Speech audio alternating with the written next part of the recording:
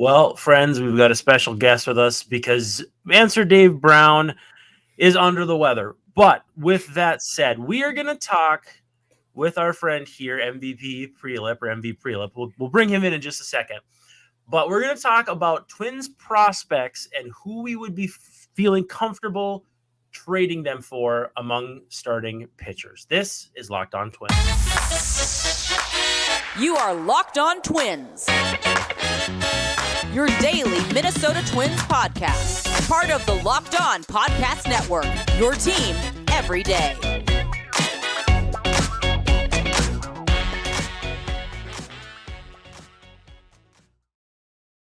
Hello again, and welcome back to Locked On Twins. I'm your host, Brandon Warren, and you can unfollow me on Twitter at Brandon_WARNE. Thanks for making Locked On Twins your first listen every day. We're free and available wherever you get your podcasts, as well as on YouTube, and of course, part of the Locked On Podcast Network, which is your team every day. Conspicuous by his absence is Answer Dave Brown. But we do have a capable pinch hitter here. Both I and Dave have been sick, so that's why we've kind of been passing like ships in the night here with the show. But we have our good friend Aiden Averbakh. Averbakh. I'm sure I screwed it up. But MV Prelip or MVP Prelip, but you got to share the P there. How are you doing, man? I'm doing great. How are you? Excited. Good. You are proof that you can wear me down when it comes to joining the show. No, I always appreciate the insight and analysis that you have, and you've been persistent that you'd like to come on the show. And so Dave being sick allows you to be the Lou Gehrig to his Wally Pipp. I don't know that you're going to host 2,130 consecutive shows, but hey, you're here for the evening, and we're ready to talk little Twins baseball with you, prospects mostly. But first of all, how long have you been a Twins fan? Like, when did you get into all this? Because I feel like this is going to be the part of the show where I feel really old, but I'm just going to let you do that to me. I mean, I grew up in the South. I'm from New Orleans originally, but I've always had family in Minnesota. So I've played baseball my whole life. So when I chose a team, it was the Twins, just because there's no team in New Orleans. So, family in Minnesota means the Twins. I didn't really get into becoming, and I call myself like a baseball sicko. I didn't really become that until COVID, and I didn't really get anything to do. I've always followed the team. Dozier was my guy when I was really little. So not to make you feel old there, but you did. Yeah. So definitely around then, and then 2020, the pandemic, I really got into it, and now it's all I talk about, and now I'm on a podcast. So hey, well, when we get to the main bulk of the show, we're gonna go nuts. We're gonna talk about prospects. We'll talk about trades, kind of a number of different avenues to pursue with this team, because I think, as we're all well aware, they need starting pitching, and more starting pitching. Certainly good not to be coming from a place like some of the other teams in the division were, or even Twins from seasons gone by. But before we get to that, again, want to encourage listeners to be active in the comments, thumbs ups and subscriptions on YouTube, all that fun stuff, 5-star reviews. We love to hear from you. Make it an interactive show, and who knows, maybe someday you can be on the show as well. It's kind of like, and this is really going to date me, this is I Love Lucy. Lucy wants to be on the show. So we finally let Lucy, and in this case, Aiden, be on the show. But delighted to have you. Today's episode is brought to you by FanDuel. You can make every moment more.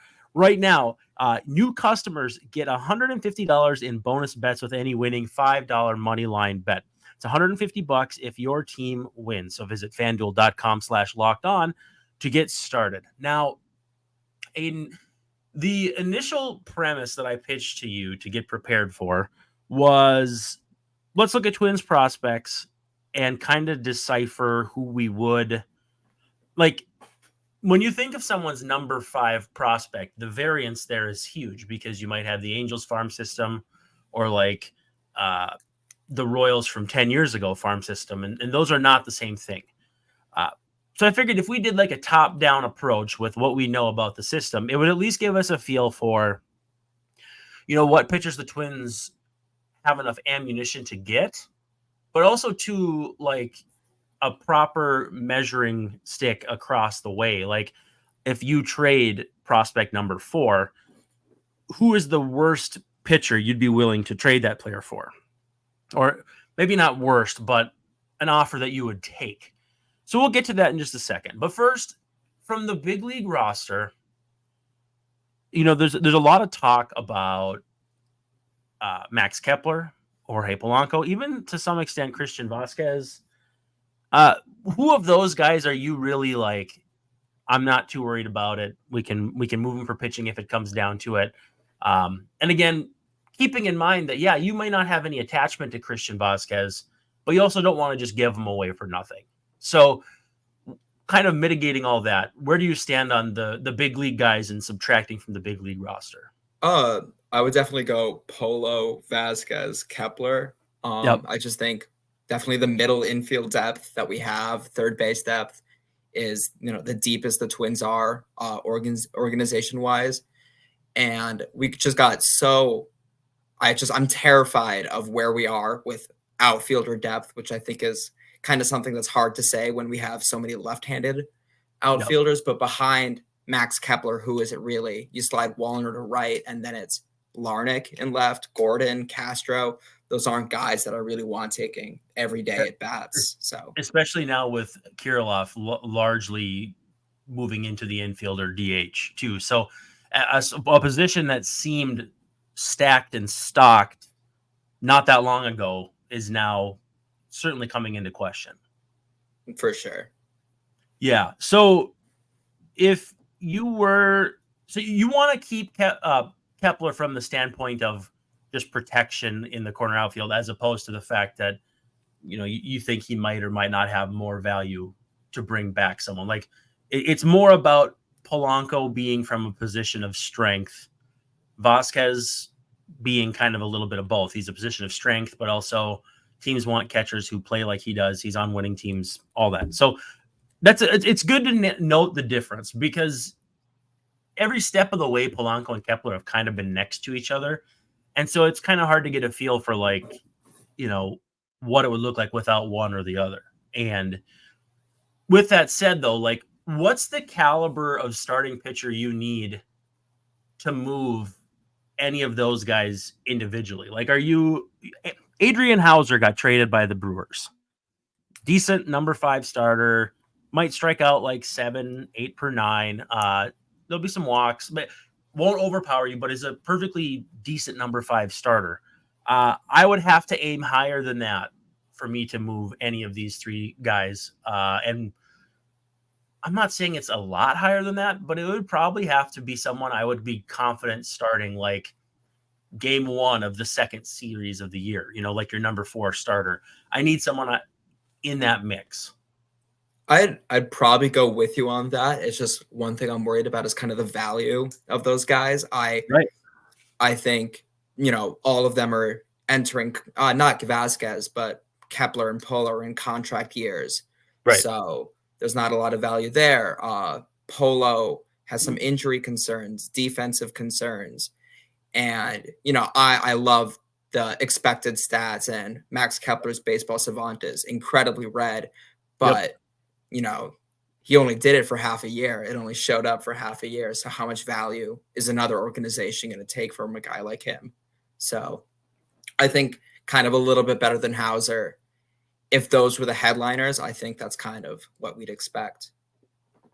It's tough too, because a player is going to have more value for you specifically when you're trading them from you. You know how to value them. You know their role on your roster and vice versa. So it could be difficult to find a match. What I feel like could be in play is a team like the Marlins, who maybe won't prioritize defense as much and could put Jorge Polanco at short.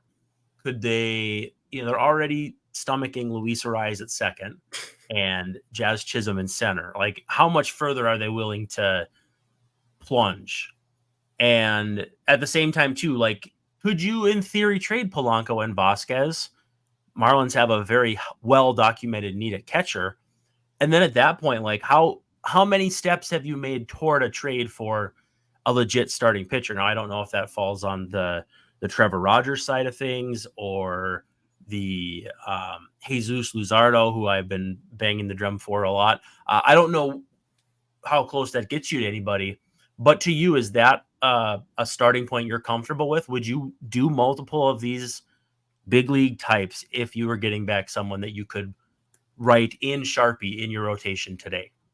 I would do Polo and Vasquez for Luzardo. I think I think you'd have to add a really good prospect too. But I mean, that is your basis. Like, if you could do those two, and then you're gonna have to trade a prospect you're not comfortable with. You know what I mean? Like, it's gonna hurt. It's gonna really hurt. But I think that's a deal that you could get the Marlins to accept. You could sell to their fans as, we're not giving up, even though you're losing players that these fans identify.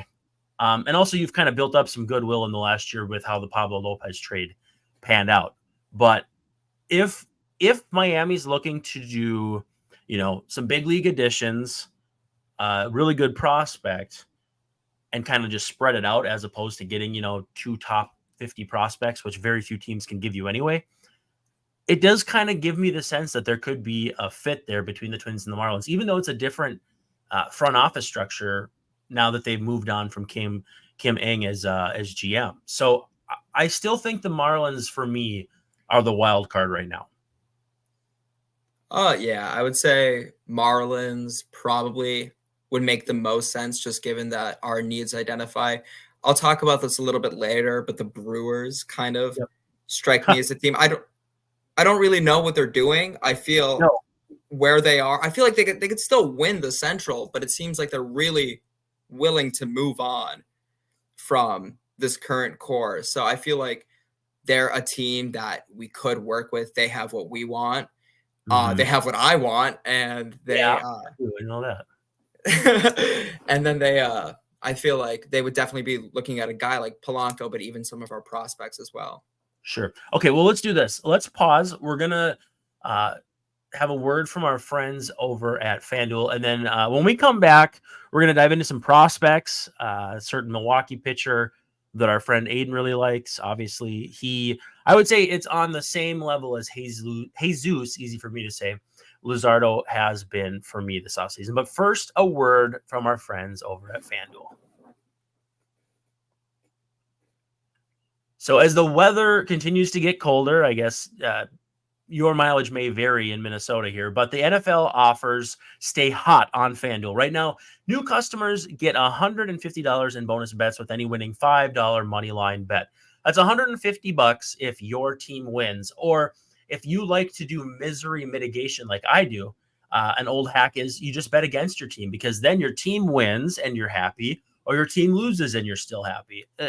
It's a no-brainer. You can't lose if you follow your old friend Brandon's misery mitigation tips. But if you've been thinking about joining FanDuel, there's no better time to get in on the action than right now. The app is super easy to use, and there's a wide range of betting options, including spreads, player props, overs and unders. You name it, they've got it. So visit FanDuel.com/lockedon and kick off the NFL season. That, like I said, right now, new customers, if you're thinking of joining, this is it. $150 in bonus bets with any winning $5 moneyline bet. Got a lot of football coming up here over the holiday weekend. No better time than to do it right now. So again, visit FanDuel.com/lockedon and kick off the NFL season. FanDuel is an official partner of the NFL. All right, we're back here with our friend Aiden. We're diving into the bullpen. That just means the bullpen is the second segment. It is not that we're going to talk about relief pitching. So hold your horses there. Don't get too concerned that I'm throwing you a curveball. But top of the prospect list, Walker Jenkins. I'm going to rip the Band-Aid off. The list of pitchers that I would trade Walker Jenkins for is incredibly short. And I think part of it is we're also in a really weird era. Kind of like in the NBA, I think you were moving into an era where a lot of the stars are kind of aging out, your LeBrons and all that. I think that's happening with starting pitchers now too, to where if you look at the top 10 starters, there are pitchers people may not know that much about. Their name, what they're, Justin Steele was incredible for the Cubs this year, and I'm sure most Twins fans don't know much about him. I'm sure a lot of people don't know how good Pablo Lopez was, or at least they didn't until he did his thing in October in front of a grand stage. So when I think about like the best pitchers in baseball, and then kind of try to marry up who I would trade Walker Jenkins for, it's really hard to find a name, because also too, when I used to do this as a kid, I didn't think about years of control and everything too. Like, it's a very narrow path to find a superstar pitcher with 3 years of control who anybody's willing to trade ever. It just doesn't happen. All of this is to say that I think if they were to trade Walker Jenkins for a starting pitcher, it would probably have to be like Zach Gallen, Spencer Strider. And Strider has his warts, but I mean, he's a stud, and he's got like 4 or 5 years of control. I think it's 4 technically, or 4 plus whatever with his Super 2 and all that. The list is mighty short for me. Do you have anybody? Like, I know who your guy is, and we're about to tell Locked On Twins Nation who your guy is. But is Walker Jenkins in the mix for you to trade for your guy? So I wouldn't trade Walker Jenkins for my guy. This is my way of saying Walker Jenkins shouldn't be getting moved this winter. I have Strider, Gallen, and Yuri Perez of the Marlins. Yep. Okay. And you stayed young. Like, the years of control can also apply to, like, for instance, if you wanted to trade for Jose Barrios right now, he's got years of control. They're not cheap. But let's just say, in theory, the Blue Jays want to go big on Cody Bellinger, and they want to flip a pitcher like Barrios to save money. This is all hypothetical. I'm just riffing. You went young, and obviously for that reason, it makes a lot of sense. But is there a veteran pitcher or anybody, like, let's someone 31, 32, where if they were to come up, you'd be interested? Or are you just really focusing on young because, one, it fits the Twins' MO, two, it's safer? I'm thinking like a hypothetical, like if the Phillies wanted to trade Zach Wheeler right now, does he make that list for you? Or are you really just kind of focused on young, cheap, etc.?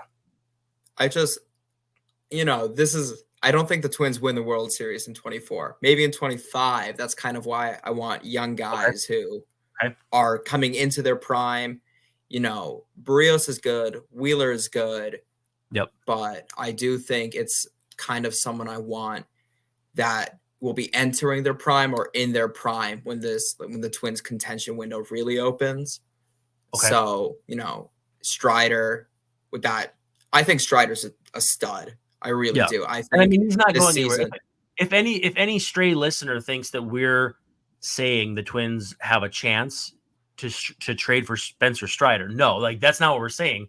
This is more along the lines of this is the trades that we think we'd be cool with, and we think Twins fans would be cool with. Like, if you want Walker Jenkins, you better have pitcher Walker Jenkins. And if that's Yuri Perez, if that's it's so hard because so many teams don't trade those guys. So you kind of default to the Marlins and maybe the Rays if they find it. But even then, they have to be expensive. So, it's just a long-winded way of saying it's really hard for me to think of anybody I would trade Jenkins for. I really do. I've loved Zach Gallen for a long time, but even that's tough because, he's going to get to a point where he's going to have to get paid, and that factors into the calculus too.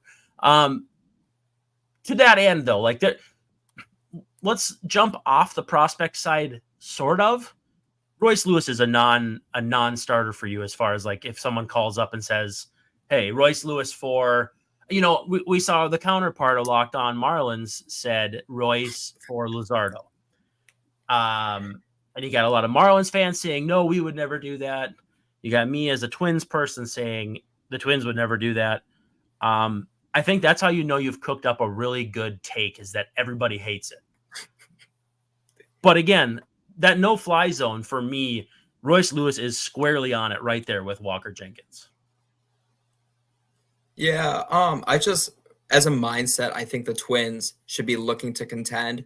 And when you Yep. have pieces that are already contributing and look to be able to contribute for a long time with the Twins, I think it's really hard to move them. You have Jenkins and Lewis. I wouldn't say he's nearly as untouchable, but I think someone who straddles the line with that list is Edward Julian. I was just about to ask you. Yeah, Julian for me is. I feel like a lot of people think of him as not available, but if you look at his skill set defensively, I don't know, man. I mean, if I don't think he can play second, they traded a really good offensive player that they didn't think could play second, that had years of control, that wasn't too expensive. It's not apples to oranges, or it's not apples to other short shades of apples. It's probably more apples to oranges. But I don't know. Maybe it's not that unfathomable that that they could trade Julian in a trade for it would have to be a stud. Like, I mean, Corbin Burns, a name that keeps coming up, and I know it's a 1-year thing. I would have no problem offering him $200 million if he's healthy, which he needs an offer that would knock him off his knock his socks off, knock him off his feet. I don't know if that's that, but that it's still in that caliber. Like, I need Corbin Burns. I need the next Pablo Lopez if I'm even going to think about trading Julian, who to me is more gettable than Royce Lewis.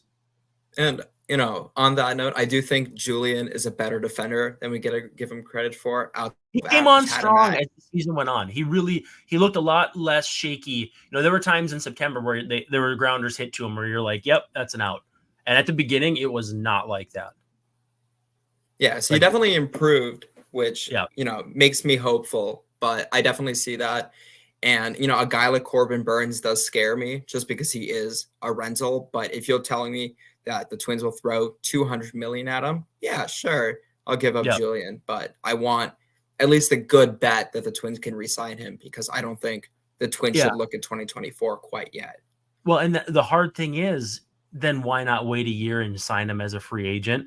And that's the eternal struggle is, you can hug prospects all you want, but you only have so many roster spots. You only have so many opportunities, and they are strong up the middle. So how do you view someone as, like, not superfluous, but as extra depth?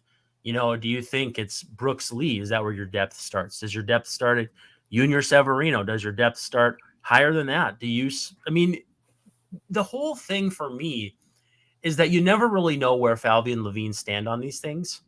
And they will make a move that you really just don't see coming. Like, I think Jesus Luzardo for a bunch of prospects and whatever makes a ton of sense. So they're going to end up trading for, I can't even think of a name, Tariq Skubal or something goofy like that. And obviously not in the division, but they'll find someone under a rock, and it'll be someone I've heard of, but haven't thought about. And so it makes this show fun, and it gives us a lot of opportunities to kind of break down potential, but at the same time too, it makes you feel really good when you finally nail one, because then you're actually in their brain, which is really hard to do. So you're not really in on this Burns thing then because of the price it's probably going to cost? Not necessarily the price, just that whatever we give him up for, we're only guaranteeing one season with him. And, I want guys with control. I think, Malley 2.0, Lopez 2.0, Sonny Gray 2.0. That's what the Twins want too. The control. It may or may not work, but you want more opportunities. Exactly. And, it didn't work out with Malley, but it worked out real well with Lopez and Gray. So they're basically laundering a draft pick, because they will have taken Chase Petty 20 whatever, and then the pick they get from Gray is going to be not far behind that, and in the meantime 2 years of Gray at very reasonable prices. I think they want to repeat that. And why I keep coming back to Luzardo is he's in a goofy spot with service time where he's going to get that extra year of arbitration eligibility, which we already know how the Marlins in arbitration operate. Add another one onto the back of that, and the time is as good as ever to get something for Luzardo if you don't think you're going to keep him, which I don't know why they wouldn't try, but with that said, maybe that's just it. But that to me is the opportunity. He still could be better than he's been. He's not cheap, but he's not going to be as expensive as if you traded for present day Pablo Lopez would be insane to trade for, right? Like you have to get these guys at the right price at the right time in their evolution. And then if you can be a part of their evolution, like you were for Lopez, that's the whole name of the game. So to me, Luzardo, even if he costs a ton, still can be the kind of guy that they can, not coach up, but bring him to that next level. And that's why I'm a little more comfortable. You start having to talk about the Brooks Lees, the Emmanuel Rodriguez's. You got to trade one of those top 3 guys if you're going to get Luzardo, though, right? Mm-hmm. I think almost certainly, unless you, I don't even know what else you could do. I mean, because you can't take back any money. They don't really have any. You can't mitigate it through any other way. So you're going to have to pay through the nose prospect wise. At what point though, where do you stand on Brooks Lee? Because like you look at the tools and nothing really jumps off the board. He's more or less big league ready. He'll hit, he'll run a little bit, he'll field a little bit, he'll do everything pretty well. But I mean, is he just a ready-made Jorge Polanco replacement? Do you think he's a third baseman? That all of that affects how you view him, because if he's not going to be a shortstop for you, but he could for the Marlins, that's a pretty good way of getting in and saying, hey, Brooks Lee for Luzardo, let's go, make it happen. Yeah, I think Brooks Lee is going to love Milwaukee. He's definitely my pick. Well, so have you told everybody on the show here who your guy is? I don't even know. We maybe buried the lead a little bit. I think we did. So my guy is definitely Freddie Peralta of the Milwaukee Brewers. I think he's exactly what I want in a guy. His 3 years of price locked control. He signed a pre-arb contract. So, you're getting him for $5 million for 1 season, then $8 million for 2, which is perfect. High velo guy. It's like trading for Kenta when he was making no money, and he would only get paid as good as he was. Like the incentives as he pitched well. With Peralta, it's just there's no risk at all. Exactly, and I think he's a lot better than what his results looked like. He pitched with a 3.86 ERA. He probably should have been better than that. And I am giving up anything that isn't Walker Jenkins and maybe Emmanuel Rodriguez to go ahead and get Freddie Peralta. And I'm wondering if they would want Emmanuel instead due to age. And boy, he would look good flanking Churio in that outfield. So that's not to say I prefer trading Lee or Rodriguez, one or the other. I don't have a preference because I really don't want to trade either. But I also, if I'm in charge, I want a good pitcher, so I know I have to. Part of me, and this is completely off the wall, but would part of you have any interest in taking back Willy Adames in that trade if it helped financially? Again, this is spitballing. The Twins don't need more infielders, but we've very clearly seen the Brewers' MO of shedding salary. If they wanted to go with like a prospect-heavy package and you could bring back not only Peralta, but Adames, I might do it, honestly. I think if we do that, it might end up looking like kind of what we did with IKF, where we just soon just to maybe get a prospect back.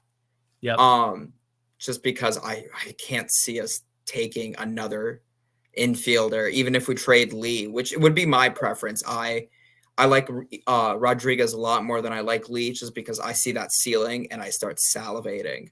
Yeah, I mean it's why teams draft toolsy guys rather than safe first baseman like Spencer Torkelson, But no, I agree. So I think you're onto something with Milwaukee here. Yeah, I definitely Alta. If we end up bringing Adames back, it would have to be a trade, just because Nick Gordon's still an infielder in some regard. Castro, Julian, you still have infielders. As I'm saying this, I realize we're a little bit less deep, because I imagine no matter what, Polanco's gone. And if we're trading Lee, then it's Julian, Lewis, Gordon, Castro, and then, you're getting into the Junior Severinos, those kind of guys who haven't proven anything quite yet, but Prados, all those guys. Definitely be interesting in any way to come back. Well, before I let you go, because this 30 minutes has gone crazy fast, what's your level of like angst that they haven't done anything yet? Because for me, like, I'm just like, whatever, what happens. They signed Carlos Correa at 3 a.m. or whatever. They're going to do their thing. Where do you stand though? Like, are you starting to get a little antsy, or are you like, Falvey doesn't sleep, he waits?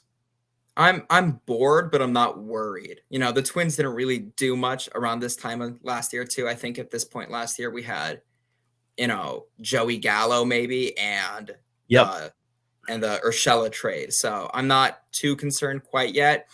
I turn 21 January 28th. If I don't have a birthday present yet, then maybe I'll get a little worried. But yeah, for right now, I'm okay. You had to throw that in there too, didn't you? No, that's kind of where I'm at too. I think too, and this is what's driving me crazy about some of the analysis out there is the Twins really were so far ahead of the rest of the division. And it was like to hear that signing Hunter Renfroe gets the Royals in the mix. I'm just like, the Twins sleepwalk to 80 whatever wins and a huge division. That doesn't mean they can do it again, but the Twins did not play indicative of their talent. And if they sign even just a few decent players, they're pretty much guaranteed to win 85 games again without any luck. So, the Kenta Maedas and the Jack Flahertys, they can have them. The Twins do obviously have work to do, but there's no point in winning the offseason. You got to win the regular season and the postseason. So everybody else can have the offseason. And hopefully, though, like you said, we're coming up a month on the mandate that you've put down of birthday present. We're working on about 40 days almost. How about this? When they finally do something, we'll have you back on to break it down. That sounds good. Yeah. I hope you enjoyed it as much as I did. He's Aiden Averbakh. Did I get it right this time? Yes. Exactly. MV Prelip. So Connor Prelip. Who are you trading Prelip for? I don't think Connor Prelip exists at this point. He's with the Forrest Whitleys, Sixto Sanchez's. I haven't heard his name in a year at this point. I think he and Matt Cantorino have been away filming a buddy cop film, and so maybe they'll both make their return at the same time. But no, I love a callback like that because it's always fun to study the prospects that people aren't always talking about. So thank you so much, though, for taking time out of your evening. Enjoy the rest of it. Thanks for hanging out. For our friend Aiden at MV Prelip, I'm Brandon Warren signing off, saying thank you so much for hanging out with us on Locked On Twins, and we'll see you tomorrow.